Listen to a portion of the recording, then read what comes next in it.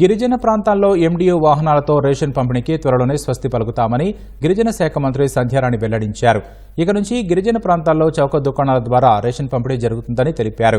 Feeder అంబులెన్సులు, తల్లిబిడ్డ express వాహనాలు మళ్లీ అందుబాటులోకి తెస్తామని మంత్రి సంధ్యారాణి వెల్లడించారు.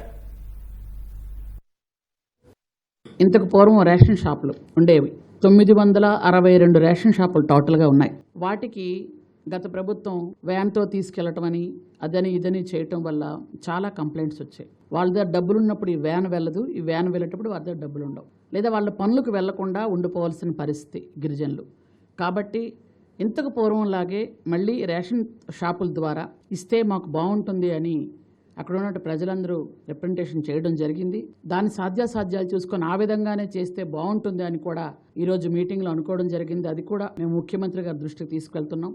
ప్రజెంట్ నేను ట్రైబల్ ఏరియాలోనే చెప్తున్నాను, మా శాఖ వరకు. ఎందుకంటే అక్కడ కొండల మీద ఈ బళ్ళు వెళ్ళకపోవటం వల్ల 3 నెలలు 4 నెలలు రేషన్ ఇవ్వడం మానేస్తున్నారు. గత 5 సంవత్సరాలు ఆ బాధలు చాలా పడ్డారు జనాలు. ఇంతకు పూర్వం ఏదైతే పద్ధతిలో అక్కడ ఆ ఏరియాలో ఏదో ఒక ఇల్లు అద్దెకు తీసుకొని అక్కడ రేషన్ డీలర్ ఇస్తుండేవాడు, అదే పద్ధతి అయితే మాకు అందుబాటులో ఉంటుందని అక్కడ గిరిజనులందరూ కూడా ప్రతి ఏరియాలో రిక్వెస్ట్ చేస్తున్నారు.